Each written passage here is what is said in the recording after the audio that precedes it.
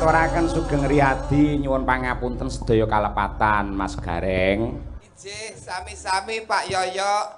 Ugi ngaturaken sugeng Idul Fitri. Nggih. Sedaya lepat kula ingkang kula sengaja lan boten kula sengaja saestu tulus lahir batin kula nyuwun pangapunten nggih Pak Yoyo. Sami-sami mboten namung kula kalian panjenengan mugi-mugi sedaya ingkang kepareng rawuh lebur dosanipun ing wulan ingkang suci menika satemah sedaya pikantuk barokah saking Gusti Allah. Amin ya robbal alamin. Amin ya robbal alamin. Sesuai kalih temanipun dalu niki halal bihalal. Warga masyarakat wonten ing pundi Pak? Lho, sampean wilayahe lak kene to mbiyen. Ndek mben pun dangu mboten mriki kok Pak. Oh, Gemantar. Nah, Gemantar Pak, Gemantar mriki sedaya saged silaturahim, apura lan apuronan alal bialar wonten ing dalu punika Pak Yoyo. Nggih, leres.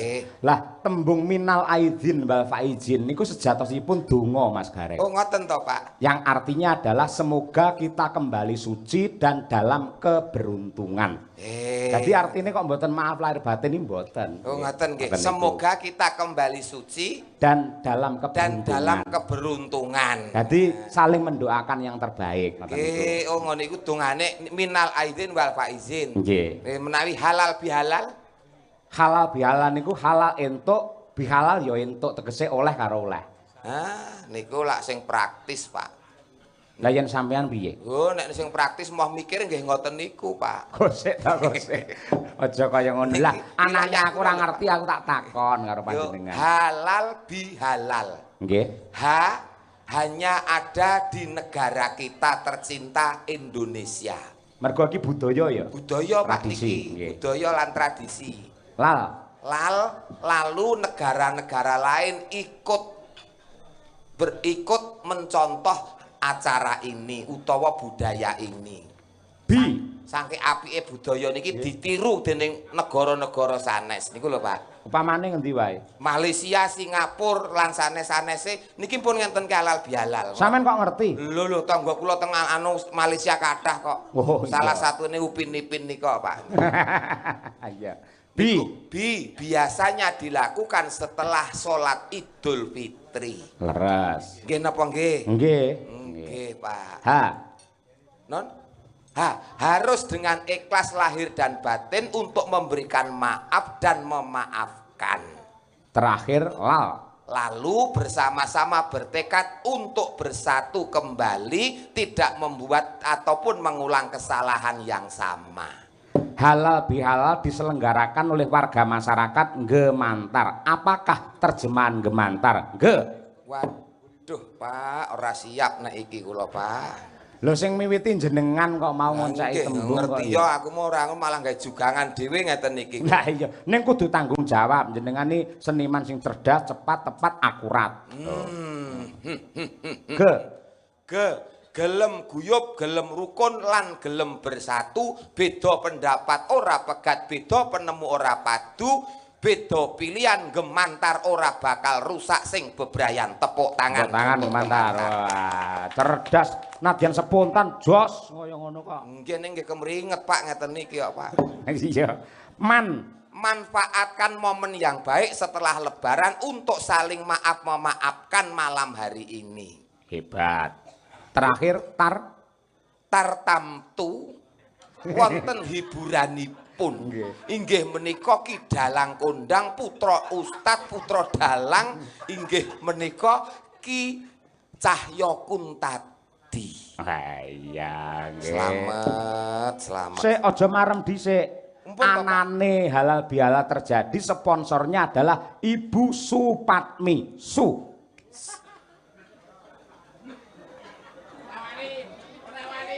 Supatmi sugih bondo niki ya sedulur ya kanca ya kadang lan mitra. Wah iya. Tak alon-alon tak hati-hati Pak mulih ben nggawa ndas Pak niki Pak. Pat. Ladalah. Kudu iso. Iya nggih. Nggih nggih. Lah nganti ra iso ora sangoni jenengan mengke. Wah, kula tenang dalu niki wong mriki wilayah kula wis omah kula mulih ra sangoni ora masalah. Ora disangoni ora apa-apa? Mumpun lunas kok, Pak. Pak. Oh, Kur garek nglakoni niku. tanggung kok. jawab kok. Padamu warga masyarakat, ibu mengabdikan diri dan mendedikasikan diri. Sik ora pati penak to. Ora pati penak. Padamu piye to? Ora kae penak ya dipenakke. Kaya lagu, Pak. Kaya padamu ki dadi ibu untuk masyarakat ngoten lho, Pak. Oh. Niku nek kula nek jenengan pate pripun, Pak? Pak. Nggih, nggih. Pat kuwi bubar telu lagi papat ngono. Mbok sing sae, Pak. Niki garenge tralala lho, Pak. Oh iya. Nggih. Cobi jenengan pripun, Pat? Nggih. Aja padahal, ayo. Aja melu-melu buri lho, ayo. Pada hari ini ora oleh, ayo nggih. Pada umumnya Wis enek sing muni mau pada umumnya, ayo. Ayo. apa ora beneran. Lah dituntut cerdas kok. Iya ning ngangge mikir to, Pak. Nggih. Pat niku PAD. Kene ora tak ngonoke iki ora cair iki. Oh, dadi per huruf. Nah, P. P apa? Petel sambang srawung jagong kanggone masyarakat. A. Akhlaknya iso ditulodo kabeh warga masyarakate. D. Dadi pemimpin sing maju, dadi pemimpin sing iso mensejahterakan masyarakate. Ayo. Terakhir mi. Nonon Mi. migunani kanggo bebrayan agung warga masyarakat ana ing gemantar mriki. Luar biasa, cerdas iki. Niki saestu Bapak Ibu ora setelan ora semayan niki wau. Spontan tenan. Ora gareng pilihan mokal saged ngeten Nggih, niki. pilihan terakhir di saat gareng liyane pun do main. Ya ora kok ya. Oh, gareng akeh kok, Pak. Pokoke kula nunut gandul sarunge Pak Yoyok nderek urip, Pak. Pokoke Pak pun saestu. Jenengan nun sewu jenengan lagi pun ran ing ngapuran to nggih. Sampun. Kalih bojo sampun. Sampun kalih bojo kula nangis misek-misek nek kula ya mung guyu mawon, Pak. Loh, sebabe? Alah kula hafal wong wedok ki njaluk ngapura ngantek nangis dlewerani lho, engko angger 5 menit ya kembali ke setelan awal meneh. Iku pun pasti. Iya, betul kaya padha to ya ana ya. Bu Kesi nggih ngoten. Sami. Lah, ya niku jenenge ras terkuat di muka bumi nggih ngoten niku. Lah kula niki lho teng mriki dihormati, ndalang sewengi omong sewengi kuat. Ning anggeripun digetak bojo, goblok ndadak kula niku. Lah nggih to, Pak. Ngono kok sing Piyai Kakung direwangi nyambut gawe nggih to, Pak. Kala mangsa digetak-getak. Kaya kula niku. Golek dhuwit direwangi corengan babar wirang nang gone wong akeh ngeten niki. Bojo kula ning omah lho, Pak. Nyapa? Senam. Lho kuwi sehat lho kuwi. Numpak sepur kelinci. Tuku kerudung terus pendak dina jare arep golek pengajian. Iya. Lah kuwi lho tandha bedane Piyai Kakung karo Piyai Putri. Ning kuwi kodrat lho Mas Gareng. Piyai Putri iki enek apa sithik jagong kerudung anyar, kebaya anyar. Halal bihalal. Pengajian halal bihalal, kerudung anyar. Nggih to jilbabe anyar, kebayake anyar. Wong lanang niku lho Pak, sarung ngantek ngepir. Wis petise ngantek kuluh jamur niku mawon ijik dienggo lho Pak. Lah nggih. Ngono kok ijik apa-apa kleru rumasaku wong lanang niku Pak. Ning sampean aja banjur nyepelekke karo Piyai Putri merendahkan wanita. Pancen diciptakan wanita itu adalah hal yang indah. Dandane wong wedok, macake wong wedok, kudungane wong wedok kuwi yang pertama tidak untuk siapa-siapa namun untuk suaminya yang tercinta. Sing ngomong sapa? Loh, takon ibu-ibu nggih napa mboten, Bu? Mboten, tetep mboten. Iki wilayahku kula ki apa? Iya. Wong ibu kene iki ayu ki mung nek arep jagong, arep pengajian. Nek nang omah ya dasteran suwek, koyokan teng pilingan ngoten niku. Tali kotange ketok cemite nang muntir. Apal kula Pak Tian. Wong padha bojo kula dhewe yang lumbruk ngoten niku. Bojo sing pundi? Anu, anggap niki warga masyarakat Gemantar elok Pak. Muga-muga pendak tahun payangan terus nggih Pak. Amin, amin ya rabbal alamin. Silaturahim warga masyarakat nggih Pak Yoyo. Ngapunten nggih sik bodho nih ngapunten. Mboten napa-napa Pak, kula sugih pangapura Pak, mboten napa-napa. Bareng tak takoni bojo kok raine pucet terus. Pokoke Gemantar sehat sukses ya Pak ya. Mboten jane lakone piye to jenengane kalih garwane? Mboten napa lakon napa-napa, Pak. Biasa. Jenenge lakon urip biasa. Biasa nggih. Nggih. Disyukuri. Syukuri. Ning kula ningali teng napa niku teng WA jenengan pas story ngoten saiki kagungan joglo alhamdulillah. Pangestunipun Pak Ngene ku wong ki nek ngloro ati dadekke semangat nyambut gawe, rezeki dikumpulke, apa sing kepinginan iso dadi cita-citane kabulke. Amin. Ngoten kula kepik wis daus kula ora ndek bojo ora masalah, gitu. Nggih. Terus kula nglumpuk-lumpuk dhuwit kula mbangun joglo. Nggih napa sakniki? Nun, nggih napa joglone? nggih mung nggo tenguk-tenguk mawon Pak, wong mampu kok Pak. Waduh. Kula kok duwe joglo nggo latihan krawitan nggo sanggar niku mboten. Wah, iya. Kaya wong butuh dhuwit kula mboten Pak. Terus dinggo les, dinggo anu sekolah siswa mboten ngen kula mboten. Saya pendopo ngen kula nika saka gurune nika ukurane selawenan. Ngene jenengan ketoke luwih gedhe kan? Luwih gedhe Pak ngen kula niku. Pinten nika? Nika 55 setengah ngangge setengah kok Pak ngen kula niku. Masalah niku jati ya. Jati ukiran men reng usuk diukir Pak. Masyaallah. Pangan rayap kok Pak. Sik tak ngaturi karo Bupatmi.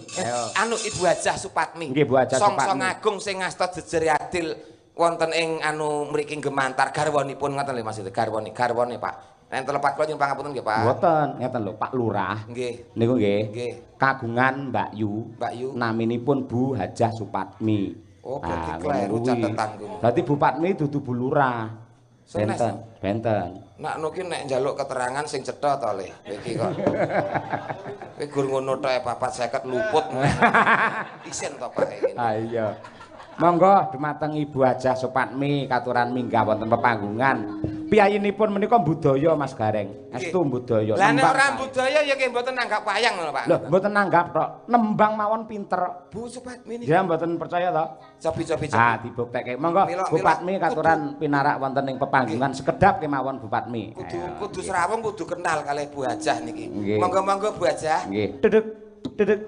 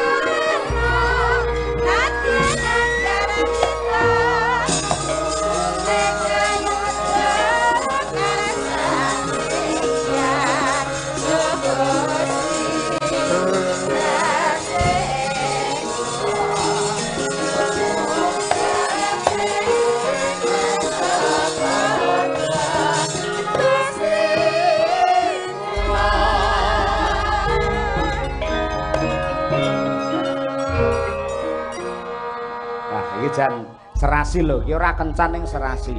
Nun sewu, agemanipun Bupatmi niku lak cemeng padha kalih dalange. Lah kudunge kuning, padha kalih gareng, untune sami ya. Makasih. Bar kula semir Pak. Anu, bar kula semir. Mboten maksude niku rasuane jenengan. Nggih. Nggih. Sugeng dalu Bu Hajah.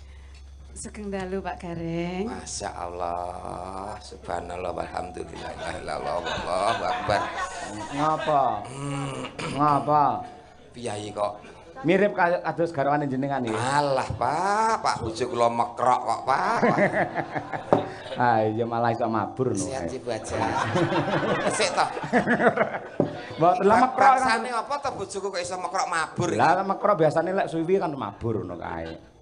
Niku lho Bupatmi. Pinaringan sehat nggih, Bu. Alhamdulillah. Masya Allah, irunge Pak. Kaya apa? Mancung kaya pelorotan TK, Pak.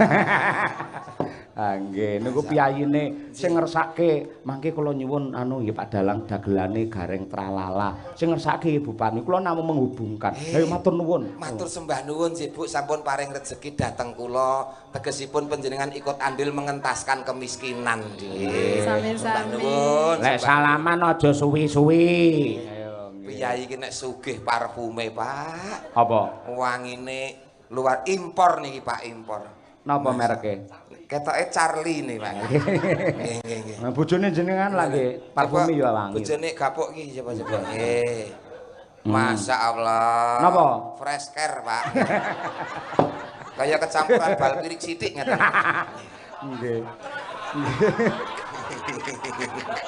Nggih. Malah ora. Monggo Bu Patmi menawi badhe paring dawuh. Badhe pangandikan rumiyin, monggo Bu. Katahe sing rawuh niku Bu Patmi, kula sak kanca matur nuwun sampun jenengan paringi rejeki lantaran saking Allah sowan mriki. Menika pinangka sedekah Ibu nggih, bibar menika ora saya suda ning saya ngrembaka rejeki Amin. Ibu. Amin. Amin, amin. Nggih, nek kepengin ngrembaka terus nggih pendak minggu wayangan nggih, Bu. Nggih, mbot aja pendak minggu apa kuwi kekereban. Paling ora setahun pisan nggih, Bu. Calone wae ngendika Bu Patmi. Tahun ngarep tetep wayangan Dalang Cahya Kuntadi ning klasik tanpa dagelan. Anu, kula siangnya kan enten campur sarine, mengke kula siange. Siange niku kangge acara lomba-lomba mbinjing kok. Esuk hadroh Pak kula melu kok. Kula lagu-lagu rohani nggih saged kok. Hadrol mboten nonton akhirnya senam akhirnya. Midodarenine niku kan tesenten Pak niku mengke. Niku kumpulan ulem sedaya mboten enten sing acara. Lah Pak Lurah ngendika sok ben kuwi batal ora nek wayangan ora nek apa-apa.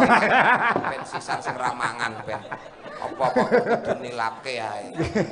Monggo Bu Lurah, Bu Lurah kan. Anu Bu aja, Bu aja. Nggih. Matur nuwun Pak Dalang. Nggih. Assalamualaikum warahmatullahi wabarakatuh. Waalaikumsalam. Warahmatullahi wabarakatuh. Puji syukur alhamdulillah pada malam hari ini saya bisa pinanggih kalian Bapak Ibu sedaya dalam rangka halal bihalal seluruh keluarga besar Desa Ngemantar. Dan matur nuwun sangat Pak Dalang Cahya Kuntadi yang telah mengisi acara ini beserta tim dan semuanya, dan saya matur nuwun sangat kepada semua pihak yang membantu acara ini terlaksana dengan baik. Senajan no siang tadi banjir Pak Dalang, Nggih, tapi mboten menapa-napa ngendikane wau hujan membawa berkah. Amin ya Di banjir niku tondo. Tondo pripun? Mergo diparingi banjir rezekine warga Gemantar bakal pinaringan rezeki sing kathah nganti kaya banjir iki mau. Amin ya rabbal alamin. Dan yang pertama saya mohon maaf lahir batin keluarga besar saya dan keluarga besar Bapak Wiryo Tikromo Ibu Samijem. Saya mewakili secara pribadi nyuwun pangapunten sedaya lepat dumateng khususipun keluarga Gemantar. Nggih, gitu Mas Gareng, dan saya mohon doanya bahwa adik saya besok akan mengijabkan anak satunya perempuan, karena anak perempuan ini cuma Mbak Eva. Mohon doa restu panjenengan semua, semoga acaranya berjalan lancar dan menjadi penerus keluarga yang ayem tentrem lahir batin, selamat dunia akhirat. Amin ya rabbal alamin. Amin. Tentunya semua ikut serta mendoakan benjing acarane pinaringan lancar, ngantos rampung boten wonten alangan setunggal menapa. Sinaosa kula boten saged sowan ning donga kula kangge warga mriki nggih. Lah niki pun di sini. Benjing boten saged sowan. Oh benjing. Soalnya nek benjing rawuh malih kula bayar melih jenengan. Lah nggih. Nah, bener Bu. Wah, rasido der, Bu. Malah sing der Bu Patmi no malah. Makasih ya, Bu. Sami-sami. Dan sugeng rawuh dumateng sedaya tamu yang telah rawuh malam ini, sekalipun udan becek tapi bapak sedaya iso rawuh, saya ngaturaken panuwun ingkang kathah sanget. Lan nyuwun pangapunten sedaya kekirangan atas penyambutan kami sekeluarga. Nggih. Piyai lembah manah kaya. Lembah manah alus neten niki. Andap asor. Andap asor. Kaya pari kae lho, saya isi, saya Saya ndingkluk. ndungkluk, saya menunduk, nget aos ngoten lho, Pak. Ampun salah Mas Terus Gareng. pundi? Kula halus niku nek ngeten niki. Oh. Kula niku senenge keras-keras Dadi menawi mboten teng mriki keras ngoten, Bu. banget. Nggih, Bu, bojo kula nek mboten keras nggo keplek-keplek kaya. Iya, diremason. Ketoke. Ayo. Ketoke aku kok dadi partnermu kok cocok. Cocok. Lah pripun damel rombongan anu dagelan pripun? Nggih. Aku mau kira rono kuwi lho jane. Lah nggih. Jadi ketoke aku tuh keras. Aku jane ra keras. Nek aku ti tegas ngono lho, Pak. Oh nggih, nggih. Pancen anu wong lanang niku perlu ditegasi kok. Nggih. Nggih. Nek Nek mboten ora kok tegas wong wedok niku keras mboten ning Iya. wong wedok niku kudu tegas. Mergo wong lanang leno sithik bebayani, Bu. Nggih Bu Kesi. Lho nglakoni berarti. Contoh. Nah, Nggih. mula prayi-prayi sing rawuh di sini nek istrine rodok keras ki ya aja terus dilebokne ati. Nggih. Jadi nek istrinya keras tuh pasti dia akan menjaga gimana supaya bojoku iki aman. Nah, nih contoh Ibu Kesi. Anake guyu. Kaya ngopo rasane duwe garwa dalang. Nah, nggih. Ayo surasa tak bacutke mungkin ndak ngenteki wektu. Pangapunten putra-putrinipun Pak Yoyok sami Lah kok lek nggih terus ngrasani wis do meneng urusane wong tuwek kuwi. tapi nyon pangapunten lho Pak Dalang Pripun, tidak Bu bermaksud Parti? saya begitu, tapi ini Nggih. untuk pada umumnya semuanya. Nggih, lazimnya seperti itu, Bu. Ya, Nggih, karena Mbak. saya sudah jadi yang putri nenek, jadi saya udah paham. Sekalipun anak-anak sekarang ini pinter, tapi kalah karo pengalaman. Lah leres. Ngaten. Ini. Jadi nek zaman saiki apa yayi-yayi sing ijik senior ki nek dikandani nasihati ki kaya apa ya? Kaya mbali ngono lho. Oh, ngaten. Karena daerah ngalami. leres. Nah kita kan pengalaman. Sudah mengalami. Mudah-mudahan anak-anak kami semuanya yang ada di sini dan yang ada dimanapun sekarang ini mendengarkan ini. Tadi sudah disampaikan sama Pak Dalang juga, sama Pak Yuliatmono tadi bahwa bekti neng wong tua kuwi nomor 1. Nggih. Ngaten nggih. Tepuk tangan untuk Ibu Haja. Ya, bektilah nang wong tuamu.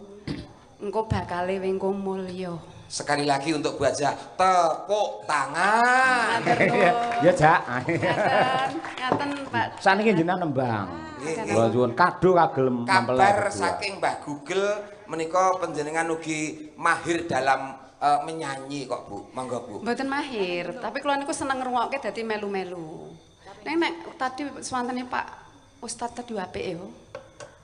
Pak Ustadz mau lho, Pak. Nggih sae. Lah nggih sae. Kula kawan kula estu. Lah nggih to. Nggih. Lah nggih to Pak Ustadz tasih ada, tasih lenggah. Oh iya, nggih ngaten. Bapak Ibu, aku rasa nyanyi nggih, mengke ndak. Wajib Bu, wajib. Nggih, lungi tengah Semarang nggih Wajib, saged, Bu. Nggih. Wajib. Bapak Biasanya ya? piyayi cantik wis di panggung kok ora kersa nembang, niku akan luntur kecantikannya. Apa anu we aku nyawer we njenengan sing nembang. Walah. Dua-duanya Bu. Teng panggung hukumnya pun ngoten Bu. Nggih, bawa nggih saged monggo. Nggih. Nggih. Nggih. Nggih, monggo Bu. Ya ning tawang Jeneng tawang ya, Mas, pelok ya. 6 nggih, Sobi. Gitu, nggih. Nggih. Oh gitu. Nano. Ngoten. Moci-roci. Alah. Apalan.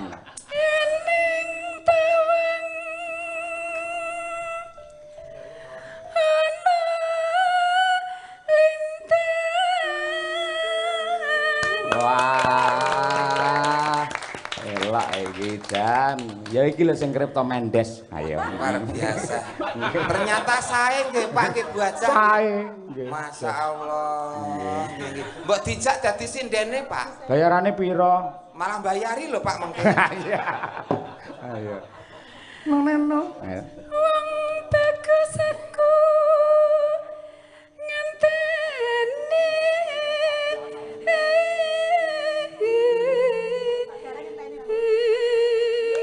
Ayo, Jan. Rezeki Pak. Iya. Rezeki. Sing putri kaya widodari, sing kakung kaya garangan. Ampun garangan Pak. Lah apa? Kula nek delokke garangan pancen nesu Pak. Sebab e? Kula ki luwak kok Pak. Wah, malah nemen. Nggih. Lajeng, Bu.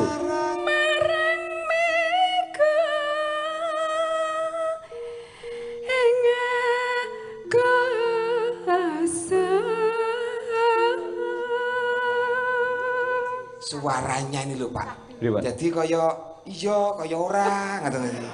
Kaya piye ngono Pak. Jadi Kayak iya, kayak anu, ora. Membuat penasaran ngoten lho. Nggih, nggih. Tenan. Kalau tau ndek ben entuk swara ngeten iki ya wong wedok swara ngeten iki.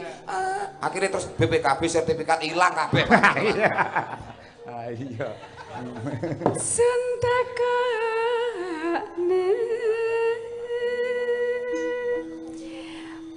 pamit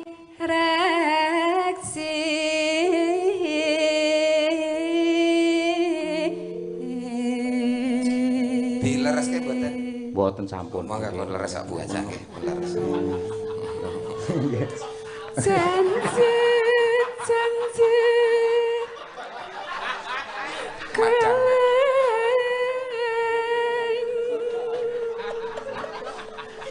Madang Aku karang. ngerti Mas Gareng iki kok dadi kaya kepiye. Nggih, biasa Bu nyepia anu. Jenengan nek ra lucu ya ora payu Pria tampan ingat ngeten niki. Tampan banget.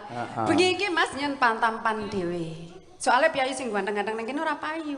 Lah nggih, kula. Sing payu jenengan dhewe. Kula, Bu. Dan sing tak bayar jenengan dhewe. Bu Patmi nyuwun sewu Bu. Nyuwun sewu Pak Gareng niki duda lho Bu. Oh, duda. Nggih, piyambak pun dangu Bu. Lah Bu Haja. Aja ngono rahasia. Ah, keselak. Sampeyan arep pengen wayangan ping pira Pak mengki Alah. iki? Enten kula Pak mengki Pak. Ora gugu. Enek sing gawa golok ning mburi kono. Sinten? Ya sing duwe no. Ayo kapokmu kapan? Namung guyon Bu, namung guyon ngapunten Bu. Mung guyon kok Bu, guyon Bu. Teko ngendi mau? Mas, wah kula Pak gayuh lintang ngeten niki. Bu. Sing tias engson.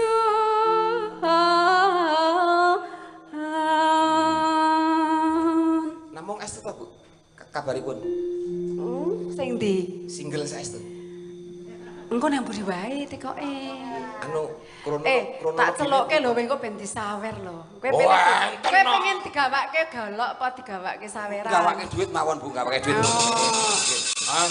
Enten no Bu Kesi, enten no Bu Kesi. Ya wis, nek pengen disawer nyan panggil. Sinten? Ya sapa sing duweni Bu Eh. Patmi? Hamba Allah, monggo tidak Malah Mbak Allah lho. Dereng tepang lah hamba Allah kan lebih bagus toh Pak. Dereng tepang. Wis sapa nggih ndang selak wektune entek. Mboten, Sapa? Bu. Niki, Wani jenengan wani ra nyan panggil. Mengko det sawer. Urusan duit wani Bu kula. Ya wis sok. Sinten asmanipun? Pak Irfan, panggil sana. Pak? Irfan. Pak Irfan, cintaku, sayangku. Monggo lho tindak panggung nyaketi kalian Bu Hajah lho. Pak Irfan, monggo Ir menika seneng, Fan menika waweh, tegese seneng sedekah. Monggo Pak Irfan, Mas. Walah gantenge kaya aku no. Nggih. Oh. Iki, masyaallah. Nimas ingsun Mias mriki, nggih. Lah tasnya pundi? prasopo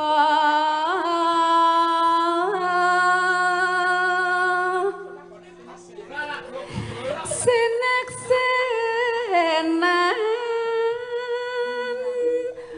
bumi langit. Masyaallah. Nggih, matur nuwun.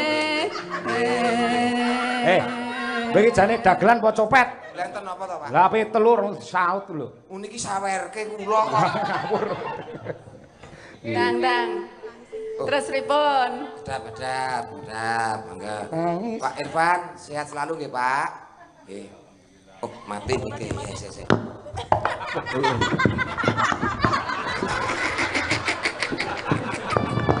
Gareng iki. Mboten napa-napa. Kula sing nyagaki, Pak, mboten napa. Alhamdulillah, Pak. Anu, sehat selalu nggih. Nggih, alhamdulillah sehat selalu. Pura-purae nian ki sing anu aku sing wartawan. Iya. Oh, nggih, ngoten. Selamat malam Pak Irfan. Selamat malam Bu Hajah Supatmi.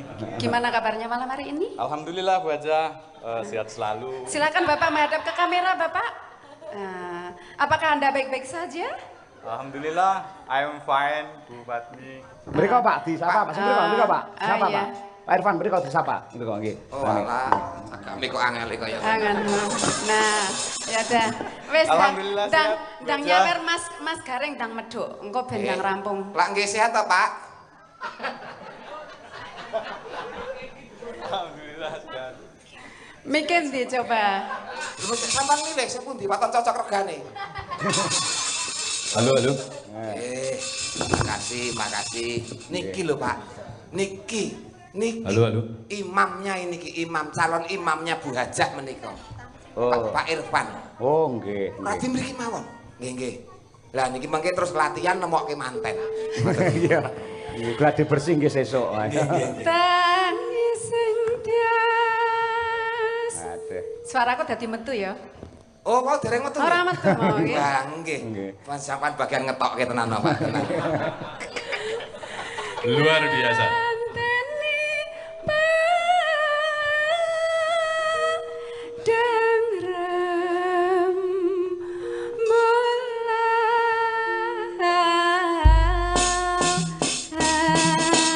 Tepuk tangan kagem Bu Patmi luar biasa. Nggih. Mohon izin Pak Irfan. Luar biasa. Pak Irfan asli Gemantar menapa saking pundi? Tawangmangu, Pak. Oh, Tawangmangu. Sudah lama kenal sama Bu Haja. Sudah, Pak. Dan ini mau merencanakan untuk ke jenjang selanjutnya, betul? Jawablah. Kalau seorang laki-laki yang gentleman, Pak, mumpung disaksikan jutaan warga masyarakat, katakan iya, kalau iya katakan tidak, kalau tidak. Aku mewakili panjenengan. Nggih. Nang, jak tekono, wis tekono sak Sekedar karepmu. niki mengke sing gawa duit sinten ta niki mengke? Tenang, tenang. Balik rono neh lho. Kula ngewangi sinten ngoten lho Pak. Lah nggih. Oh, alah berarti nggih, berarti sampean bijaksana nggih nggih Pak. Aduh. Nggih. Loh, sing gawa aku lho Mas, berarti nyen nyewaki aku. Loh, lah nggih, ya dinyatakan. Ya. Anu cinta lahir batin sama Ibu Haja. Saya suaminya, Pak. Lah nggih, lah nggih. Modar raine gareng pucet.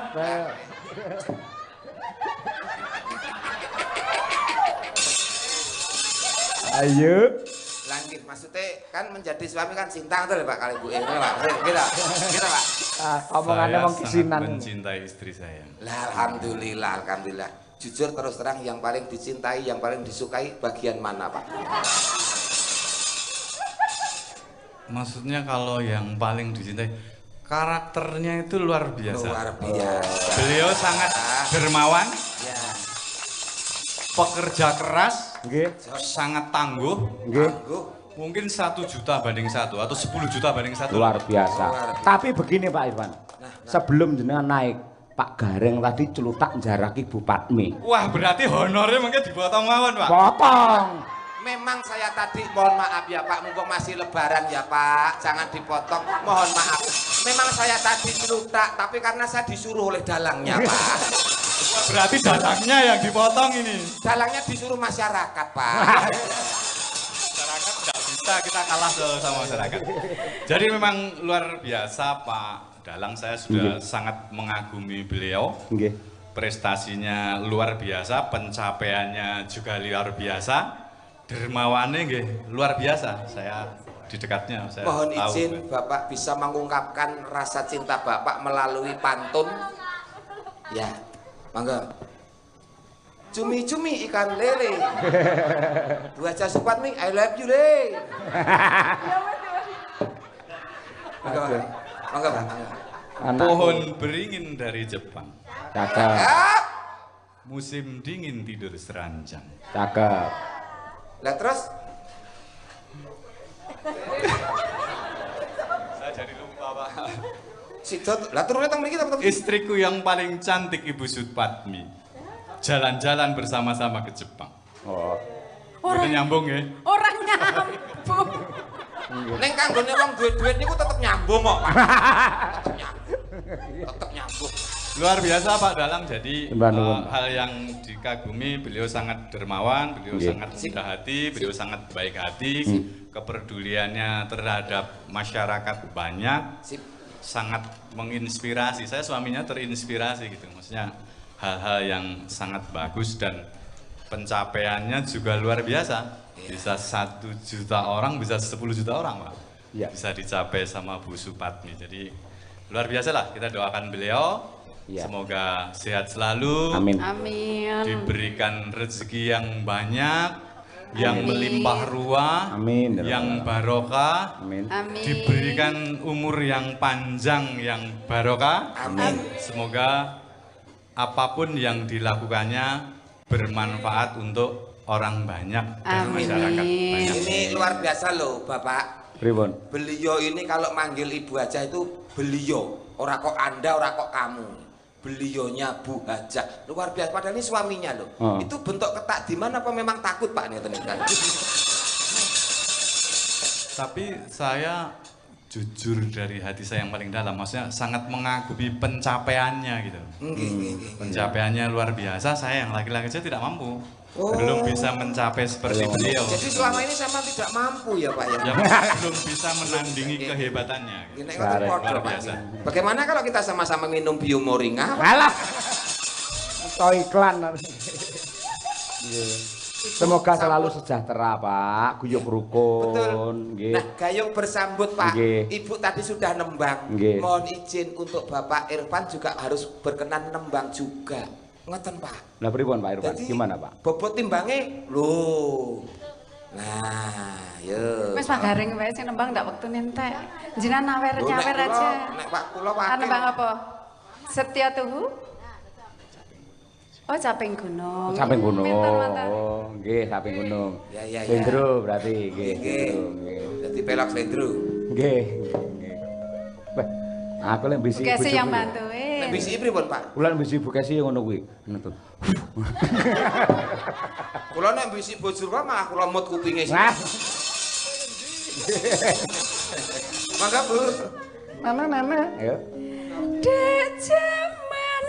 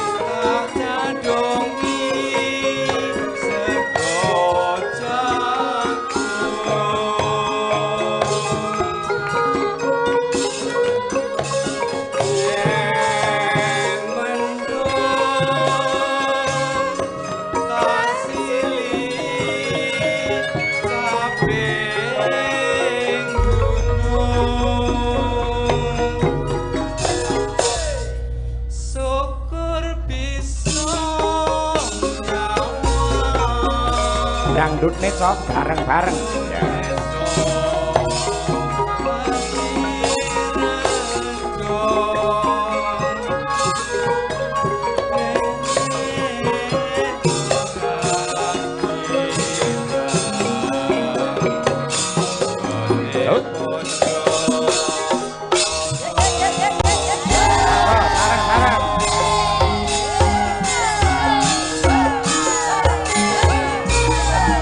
Selamat sukses untuk Bu Sumardi dan juga Bapak Kepala Desa Umarno. Mantan kekalih Sakinah Mawadah Warohmah. Pur, bareng kali berbakti Pak Irfan.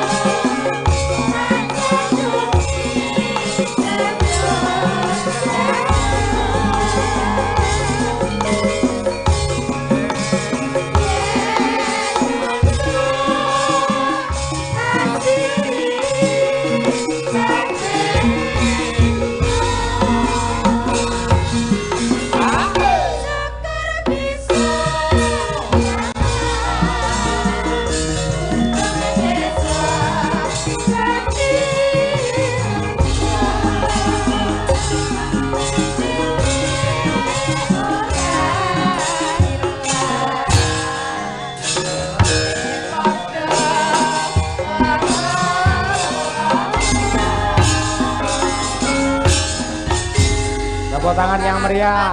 Kami Pak Irfan luar biasa.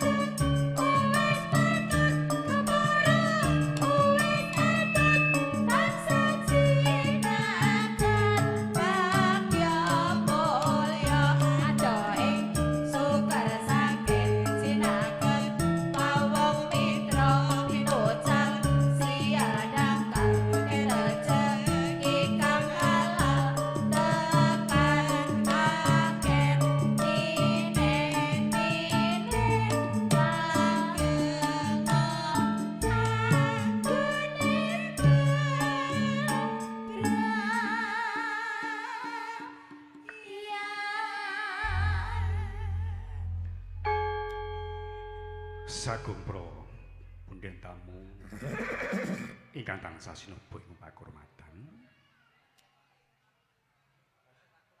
Sinegeg sawetawis kula sekadang campur sari saos libur amargi anyarengi kumantanipun adan luhur. Isa mangke sampun adan luhur sak kanca badhe caos libur wonten ngarsa panjenengan sami. Wassalamualaikum warahmatullahi wabarakatuh.